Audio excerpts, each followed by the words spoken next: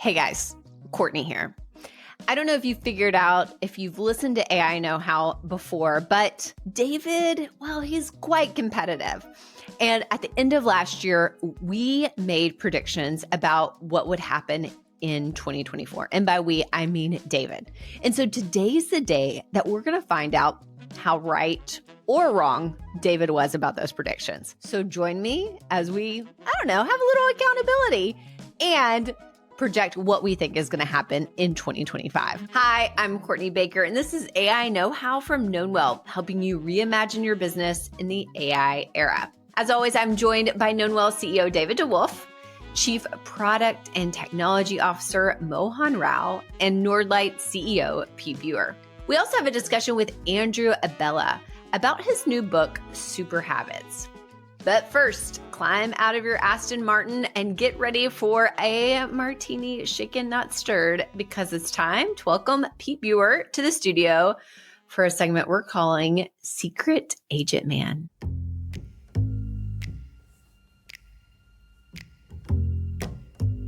Pete Buer joins us as always to break down the business impact of some of the latest and greatest AI news. Hey, Pete, how are you? I'm good. Courtney, how are you doing? I'm good. There's a hot topic in AI circles these days that all the big players are getting in on: agents. And there was a really good article in Quartz recently that broke down some of the latest developments on agentic AI. So, Pete, what do you make of this, and what do we as executives need to know? Well, so first, the cliff notes on this one. We've heard it in other channels and from other people, and we see it in this article as well. 2025 is meant to be the year of agentic AI.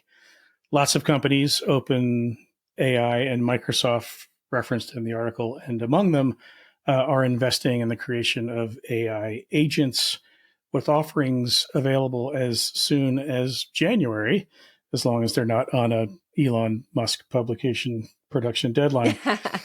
So what is an agent? Let's start there, and I'll try to describe it by mechanism of comparison, right? We're all now familiar with what an AI assistant is, right? It's the co-pilot that sort of passively rides alongside you in your work and is available to take on tasks as you assign them with your prompts. AI agents, by contrast, can be assigned not just tasks, but entire jobs to be done, and they can handle them end-to-end independently. The takeaway for business leaders then, for me, becomes you have new resources in your workforce. How do you think differently about how work gets done going forward? For instance, rethinking team roles, right? With virtual agents in the mix, how do you rethink your team structures and each of the jobs of the people on the team, onshore versus offshore, whatever? This is the fable moment we've been waiting for, where humans are freed up to do higher value work. It's time to put pen to paper on what that actually looks like. Secondly, rethinking contract labor roles, right? Do you really need that next new contract worker? Do you really need that next new consultant, that coach? And if so, how do we hold them to a higher bar if we have agents in our midst who can be independently helping us around the edges to get work done? You know, what's the greater expectation that we should have for the services teams that we pay big dollars to bring on board? And lastly, implications for skill sets, right? With new resources on teams, team leaders and team members need to be able to look at their work and ask themselves, how does this happen differently going forward? How do we map our processes? How do we creatively think about problems we want to solve, pain points we want to eradicate, solutions that we want to develop? All of these imply new skill sets for the people on the team and the people leading them. I will mention, in addition, for anyone sort of intimidated by the notion of AI agents in our midst, the article offers a pretty fresh perspective on what these resources might be like to work with, right? Speaking in multiple languages, working all hours of the day, best of all, maintaining composure through thick and thin. As I reflect on my time in work, you could have it a whole lot worse, having resources on your team that show up with that kind of attitude toward work. Pete, I couldn't agree more. Thank you for those words of wisdom, like always. Thank you, Courtney.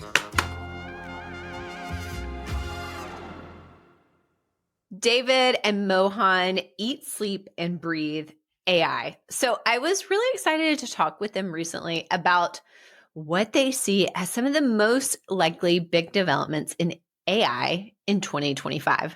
David, Mohan, it is that time of the year again where everyone is peering into their crystal balls for 2025 to make predictions about what they expect will happen in the world of AI. So, obviously, we're excited to get in on the action here again. But before we do that, I want to take a look back at 2024, see how we did, see if we have any caveats to kind of what we thought was going to happen before we make our own predictions for 2025. So the first prediction was there will be a Moore's Law established for AI. David, can you give a really, just for people that may not be familiar with Moore's Law, the quick synopsis of Moore's Law? So Courtney, Moore's Law was the observation that Gordon Moore made that he was seeing a pattern whereby the number of transistors on an integrated circuit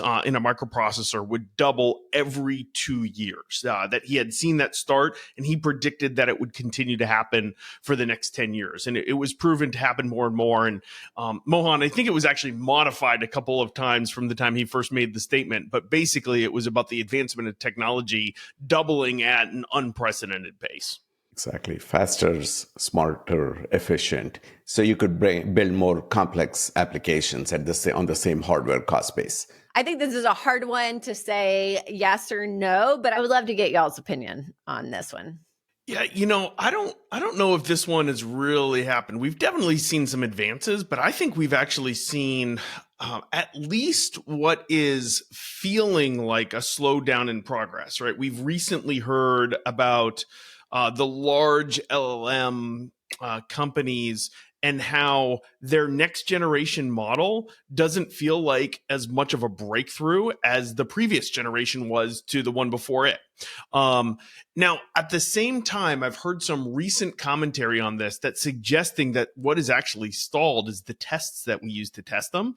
And when you have reached 90% plus, it's really hard. There's a law of diminishing returns where you only have so much improvement left. And so maybe they are advancing just faster than our ability to test them. But I think the key here was that Moore's Law for AI would be established. I don't think it has been. I think we're still grappling with it and really dealing with the realities that we haven't seen substantial, like hardcore breakthroughs. I think we've seen some really interesting ones in the existing generations of the LLMs, but not necessarily that next law coming out of, here's how this is going to progress over the next 10 years. There have been news reports in the last couple of months that it's slowed down a bit. But the truth with how innovation works is there is always like a big bump in innovation. And then there are what I'll call micro innovations, right? That you don't see, that then add up to the next big thing. I don't think there is a slowdown here. There are reports that slow down because of data availability and such. But it's probably more of the micro innovations that we don't notice that are happening. David, Mohan, the second prediction that was made about 2024 was that we'll figure out how AI integrates with other technologies to drive true lasting change rather than being something that sits on the side. So AI is clearly being integrated into more and more existing tools and technologies. This one I feel like pretty safe to say, yeah, I mean, this has been true. But I would love to get your thoughts on how maybe is it close to what you expected, less so, more so? Where do you land? I'd say on this one, we've taken half a step.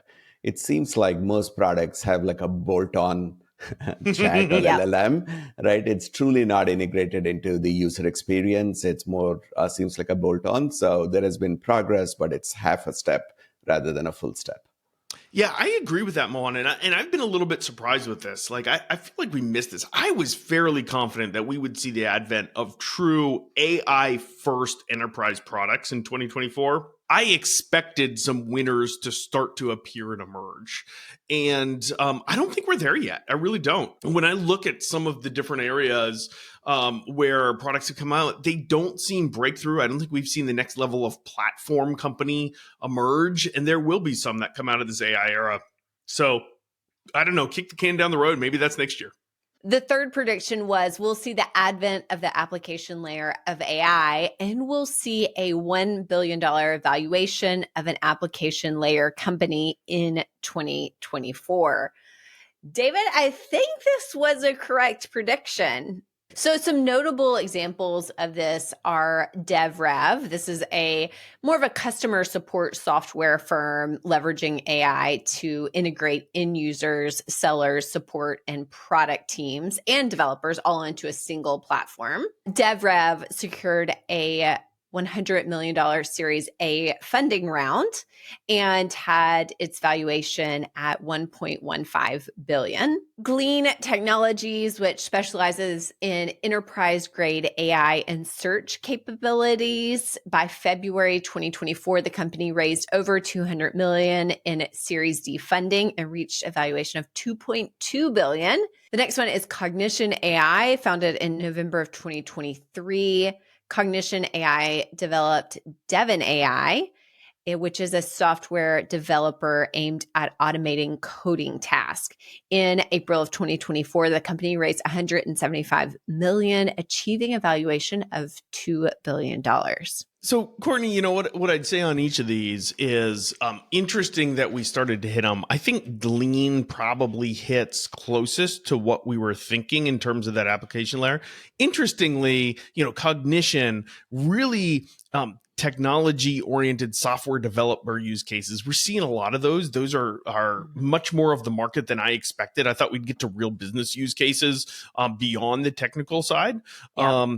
And Glean, interestingly enough, I think probably closest to what Mohan and I have talked about a lot around knowledge management in the enterprise. Yeah. I definitely think we see that coming up. So we have some winners here, but kind of like with the last question, I don't know if it's as fast and as transformative of companies as we expected. I still think it's going to get there.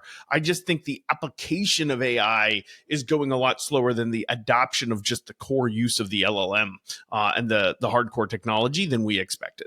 Okay, so the next prediction that, David, you made in December of 2023 was that we'll see the next level of UX evolve so that AI blends into our lives more and more, a la the transition from mainframe to mobile.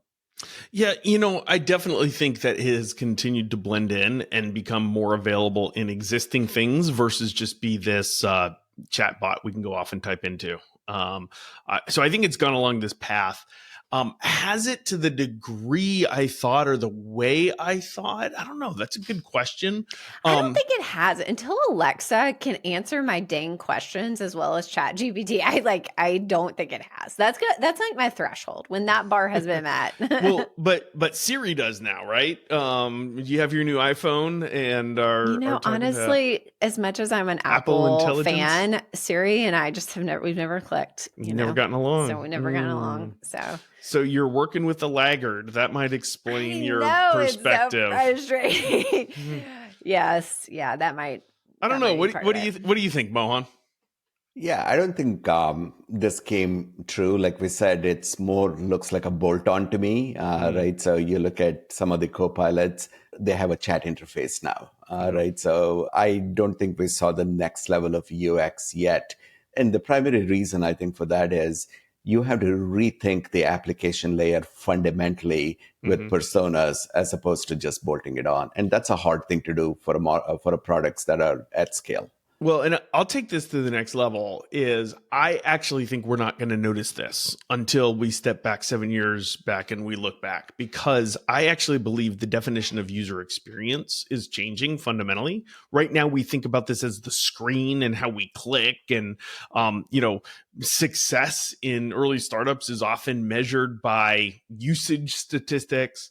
I actually think what we see is, right, the most visible way we see this right now is in a video call when the note taker is there before and it just starts doing its work. We don't have to do anything. And then something shows up in our inbox, right? That is the type of blending into our environment that I personally don't even think we're noticing, but AI is being deployed all the time. And so it's not front and center, top of our minds, and we're not thinking about how the screen has changed, but it's the paradigm is shifting. And so it'll be interesting to see how that plays out. Yeah. So just to go back to your prediction, do you think we are seeing the next level of UX, or is it just kind of getting subsumed? That's an interesting question. Is it the next level of UX, or is it a different X, right? Is it a brand new thing? Right. It'd be interesting to see how it plays out, right? I definitely, I think, was thinking about it as the next layer of user experience, but blending into our lives, right? And so, I think back a year ago, we had these devices emerging. We haven't heard about the wearable next generation hardware in a long time. The rabbit is dead, I think. I'm pretty sure. Yeah, no doubt. The rabbit is now in the stew. Yeah. But those types of things aren't even talked about right now. What does that mean? I don't know. It's interesting. I still think there will be next generation devices, but I think we tried to force it maybe too early. What we're seeing is the software layer starting to do some of that in just very, very subtle ways. Okay, so really great to recap 2024 and kind of adjust in hindsight what actually happened. But I would love to go into predictions for AI in 2025. And we're going to do this snake draft style. So, of course. Yes. Love a snake draft. So we are going to go David, Mohan, David. All right. I don't know why, I could have tossed a coin for who got first, but that's just the way we're going to go. So David, first up for 2025, and based on this past year, that not only are you going to have to make this prediction, but then we're going to talk about how well or not well your prediction was. Yeah. There's a lot of accountability. This isn't like ESPN, where they just flippantly or the weather, out. Where they only get 50% of it, right? Right, exactly. So why don't you throw out your first prediction? Yeah. So my first prediction is going to be a little bit of a hot take, I think, because I think one of the fastest growing areas of AI is the transcription services market, right? How many video conference calls you get on, and before anybody else arrives, there's a note taker there, right? And these note takers are great, right? They're transcribing, but then they're providing additional value, right? You're getting summaries and tasks lists, and depending on the one that you use, doing different things. And I think they're wonderful. But my prediction for 2025 is we're going to start to see these commoditized a bit. I think there's a lot of competitors in the space. I think it's really hard to differentiate in this tool, and it's ultimately going to be something that is just expected of any video conference tool. And we're going to start to see the beginning of the end of the separate company doing this. And we're going to start to see them embedded within the video conference service itself as kind of an expectation. I think of it kind of like when I first had the backup camera on my car. It was really cool and differentiated, and you could actually buy the add-on or the add-on GPS or whatever. Right, Now, if that doesn't come with my car, I'm not buying the car. And I really think that's where this is going. And I think it's going to go there fast. And so I expect 2025 to be the year. All right. First prediction in. Mohan, you're up next. I'm going to predict that agentic AI is going to be a big theme in 2025. All right. There's going to be a lot of talk about it. There's going to be a lot of buzz around it. It won't be fully implemented, just like many of the technologies, because it's a big item, but it's going to dominate the conversation. So just as a refresher, an agentic AI is a piece of software that has high degree of autonomy and can make complex decisions and perform tasks for you, and then come back and say, I've done this, an agent that has done some tasks and made some decisions. So we will see the rise of agentic AI in 2025. And I would like for them to start with my laundry if possible. So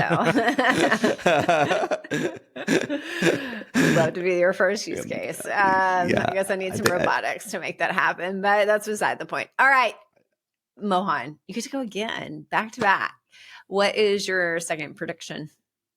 My second prediction is around Gen AI, which are mostly standalone or bolt-on tools, will now take the second half step that we missed in 2024.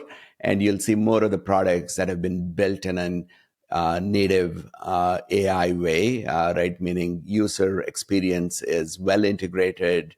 The engineering around it is kind of hard, right? So the engineering and the data science and to build enterprise systems that take into account Gen AI as an integral component of the architecture and build these systems and products. That's going to be a very big theme in 2025. So would you also advise everybody listening, if they didn't budget for these types of things, that they might want to try to get a last minute edition before next year? So. There is time till December 31st, right? That's right. That's right.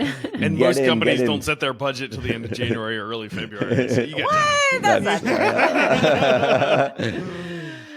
Great predictions. David, last one here. Yeah. Well, I think it's kind of unfair that Mohan got to do two in a row. And I have these two hot takes in my mind that I want to add. I really wanted to kind of rock some thought here. So I'm going to add two more on because I can't decide between these two. Okay. So number one, I predict that in 2025, we are going to see our first rolling blackout due to the fact that AI energy consumption has caused some houses to not get the electricity that they need. And then number two, I think on the same kind of shock and awe spectrum, I think we're going to see the first wave of career displacement, of kind of major, massive, an industry where a certain segment of jobs in an industry or some cut is going to be impacted in a way that makes the news and turns everybody's attention and says, oh, this is happening. Well, can I go back to, first of all, Mohan, are we going to let him get away with this double prediction? Yeah, I know. It was just sort of, it was so artfully done, right? So he got three predictions, which means there are three opportunities 12 months from now for us to score on. There's three opportunities for failure is what they're like based on last year's predictions. I do love that these feel like really, when it hits in the news that there's been some kind of blackout, we're going to be like, oh, it's a very clear, did that prediction. Yeah. And that's actually, I can say that Mohan and I have actually heard a similar prediction to that at a live event that Mohan and I, so the other people talking about electricity and how it gets impacted by AI.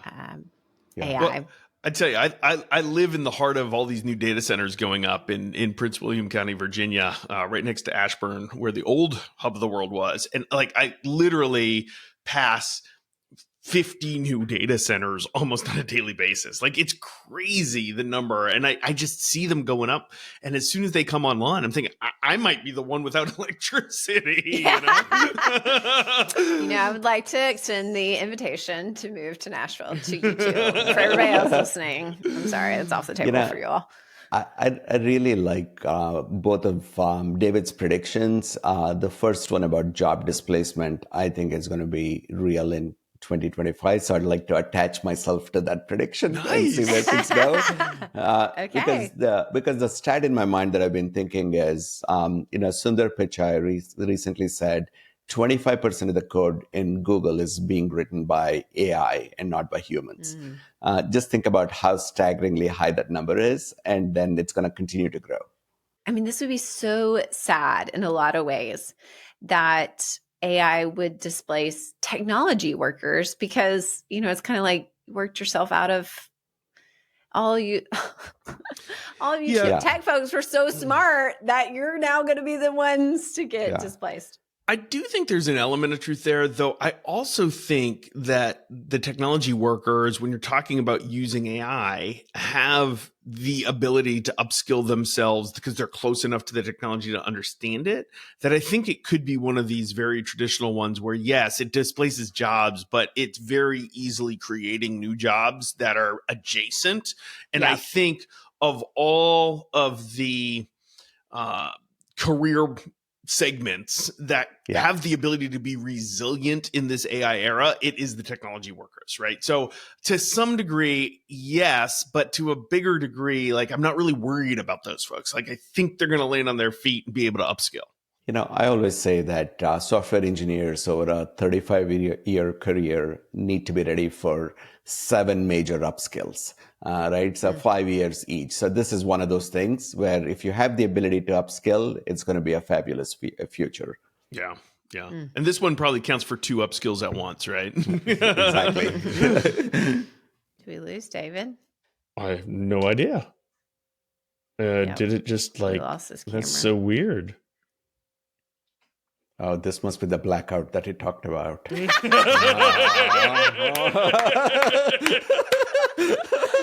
Oh my gosh. Prince William County, I warned you. Dang. David, Mohan, really strong predictions. I can't wait to talk about them at the end of 2025. Thank you both. Awesome. Thanks, Court. I didn't say it earlier, but I do have a prediction for 2025. And it's that you could really use an AI platform like Knownwell in your life. No, seriously, stop getting surprised when it comes to a good client firing you. You hate that pain, so let's end it in 2025. So start by getting real-time proactive intelligence on the health of your client relationships and recommendations on how you can keep and grow those clients you work so hard to win. So find out more at knownwell.com. We'd love to show you what we've built here at Knownwell. Andrew Abela is the author of the recently published book, Superhabits, and the dean of the Busch School of Business at the Catholic University of America. He sat down with Pete Buer recently to talk about virtues, how technologies like AI can actually make us better humans, and more. Andrew, welcome. I've been looking forward to this. Same here. So to those listening, Andrew Abela joins us, author of the recently released Superhabits book, and we'll talk a little bit about this, but a rich background relevant for our listeners beyond that. And so, Andrew, if you wouldn't mind, could you sort of sign in with background on what readers ought to know, and then we'll get chugging? Sure. So I run the Busch School of Business, a relatively new business school at the Catholic University of America. And we specialize in graduating students who are very successful in making lots of money, but doing it with a conscience. So. Perfect. Awesome. Thank you. So we've talked about this, but recently you participated in a major event that was organized around the topic of what it means to be human. And you were a keynote in that session, bringing content and thinking of your own. Can you tell us a little bit about the motivation for that event in the first place, and why this is a sort of a newly relevant topic, this notion of what it means to be human? Well, a big part of the impetus, as you know, is the general topic of your podcast series, right, which is AI. And the astonishing progress that AI seems to have made in just the very recent few years, for those who haven't been paying attention, is raising a lot of questions. So I was an undergraduate in computer science 40 years ago, and the Turing test was the gold standard, right, for can machines think? We blew through that, 10 years ago, I think, and now it's just, last year it was, well, these things are great, but they hallucinate, Well, they don't hallucinate anymore, not very much, right? So the question starts to be, well, what's different between the machines and us, What is? So that's the big question. Awesome. And I think it's on so many people's minds if they're paying attention, right?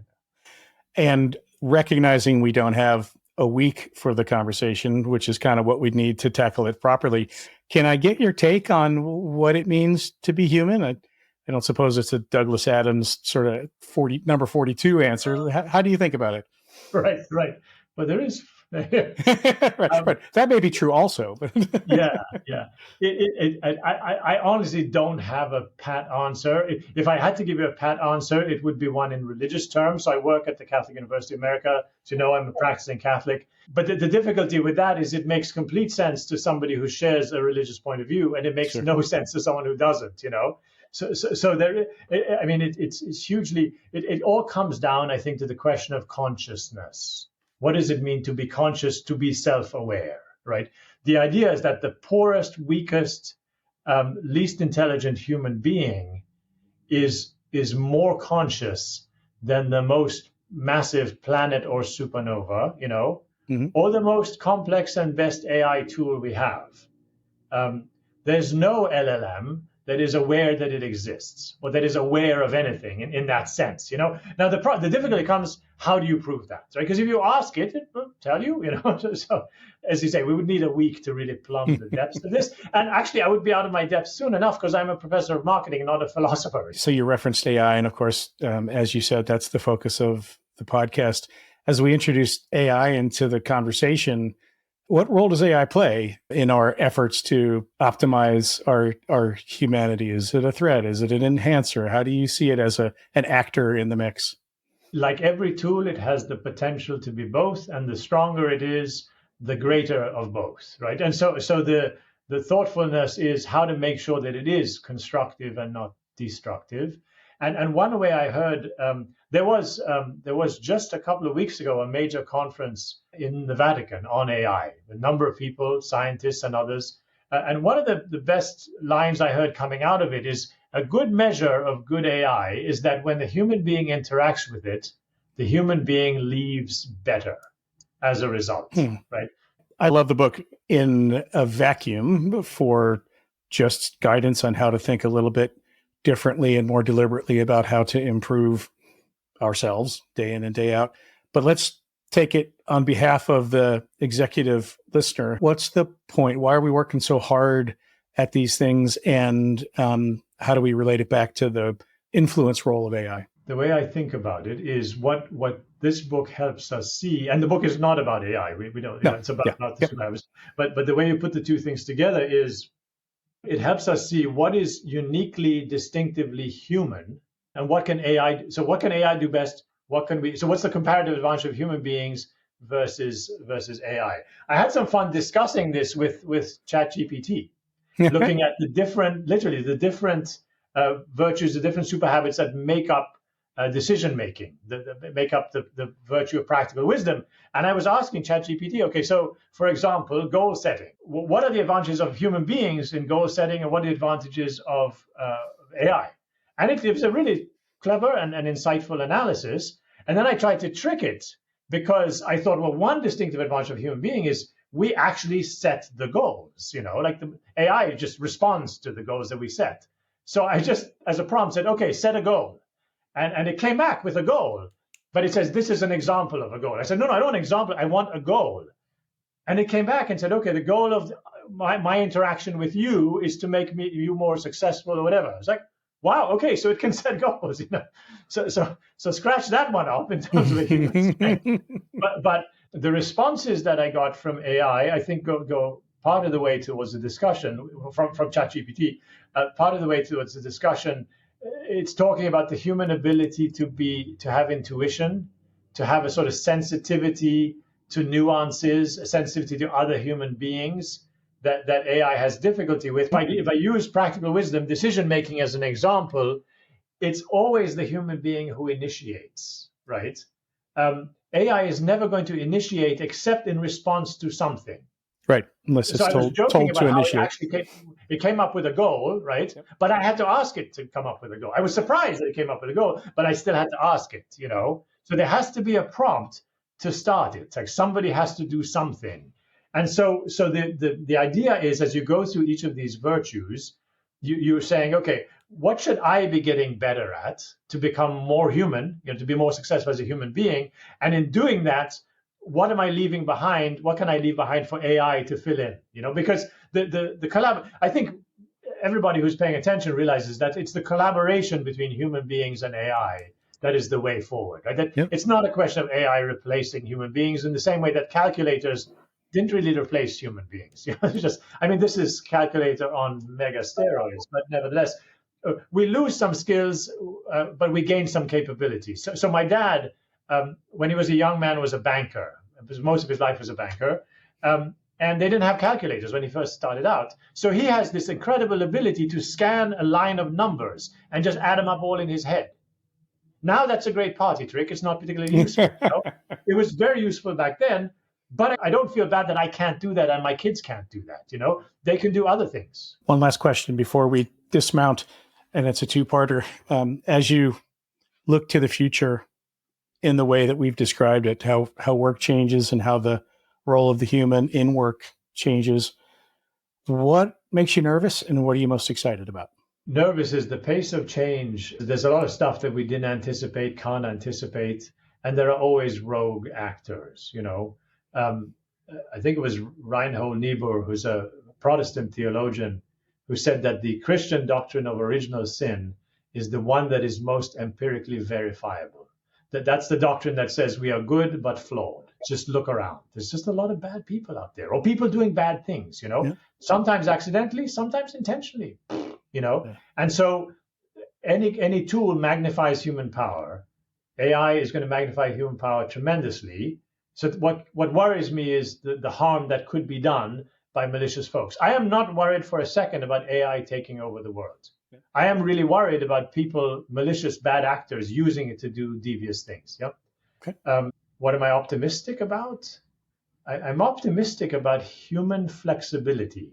I mentioned neuroplasticity before. The ability to grow particularly through habit. And there's some good research that justifies all the excitement about habits we've seen over the last several years. It's the single most powerful method of behavior change, is forming a new habit. Ahead of emotional appeals, ahead of knowledge, skills, training, habit formation there's good research on this. And so I'm hopeful that people will recognize I am not limited where I am right now. Talk about growth mentality.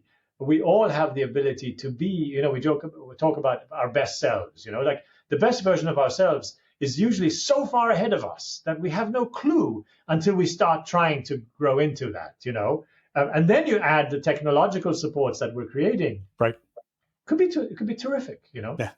Back to a phrase that you used earlier about the sort of the best measure of the success of AI. If we're coming away from our experience using it as better humans, then it's doing its job. And maybe that's a good place for us to wrap. Yeah. A good optimistic place to end. Awesome. Andrew, it's a delight. It's wonderful to see you. You may be older than me, but I'm doing everything I can to catch up to you. Wish you all the best. Thank you. Thank you, Pete. That was great. Thanks as always for listening and watching. Don't forget to give us a 5-star rating on your podcast player of choice. And listen, we would really appreciate it if you would give us a little Christmas gift. If you would share this podcast or give a review to this podcast, it would be such a gift to us. At the end of every episode, we like to ask one of our AI friends to weigh in on the topic at hand. So, hey, Gemini, welcome to the show. This episode, we're sharing our predictions for AI in 2025. Care to make your own prediction? Hey there. 2025 is shaping up to be an exciting year for AI. I predict we'll see even more advanced AI tools for everyday tasks, from writing emails to creating art. Plus, AI will likely make significant strides in healthcare and sustainability. And now, you're in the know. Thanks as always for listening. We'll see you next week with more AI applications, discussions, and experts. Hey, if you made it this far in the episode, first of all, thank you. And second, we know that AI is changing all the time, and so we've got you covered. Here is another great episode for you to watch to stay in the loop on what's happening in AI and business. And second of all, we'd love for you to subscribe. You can do that right here. I've always wanted to do that, by the way. So do that now. That would be great.